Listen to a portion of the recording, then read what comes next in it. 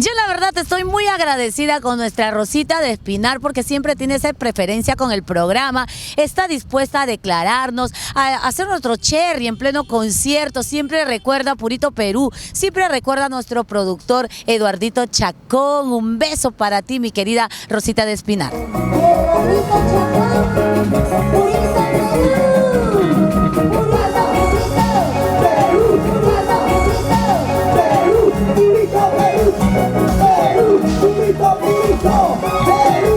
Lo máximo, Rosita, eres una grande, gracias por ese cariño. Nosotros también en el programa te queremos mucho, te adoramos y sabemos que el público también tiene mucha estima hacia tu persona, sobre todo porque eres una gran artista, cantas, bailas, eres un espectáculo en el escenario, hablando así, haces chongo en el escenario y al público eso le encanta. Es por eso que eres una de las grandes artistas que tiene muchísimo éxito, no solamente en nuestro país, sino en el extranjero.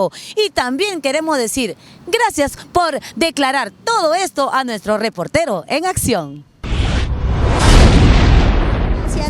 Muchísimas gracias, Purito Perú. Muchas gracias, Eduardito, de verdad. Siempre me has, no sé, siento que cuando estoy contigo puedo decir todo, nada puedo ocultar. Cuando me miras con tus ojos, siento que eres como algún familiar, o sea, no es una persona desconocida ni nada. Eso es lo que yo siento contigo. Muchas gracias. No, las gracias a ti también por la confianza y la oportunidad. Y la próxima, por favor, tengo que poner algo porque te quiero mirar a los ojos, pero se me cae la mirada. ¿Por qué? Se cae la mirada, estás como un cotazo. Ah, sí, ¿no? ¿Qué es lo que no te gusta de un hombre primero? ¿De un hombre? ¿Qué es lo que no te gusta de un hombre? Que sea un machista. ¿Cómo la soportan 11 años? No, es con amor y cariño lo soportamos. Ah, amor y cariño, ¿ah? Hoy, ¿te has volteado tu calzón? ¿Te volteaste el calzón? No, me he olvidado. ¿Cómo he dicho que se va a voltear el calzón? No se va a voltear. Está rosadito, ¿también es rosado allá? Nada, ya. ¿Tampoco? Lo que había encontrado. ¿El con hueco? Lo que sea. Tiene varios. Allá.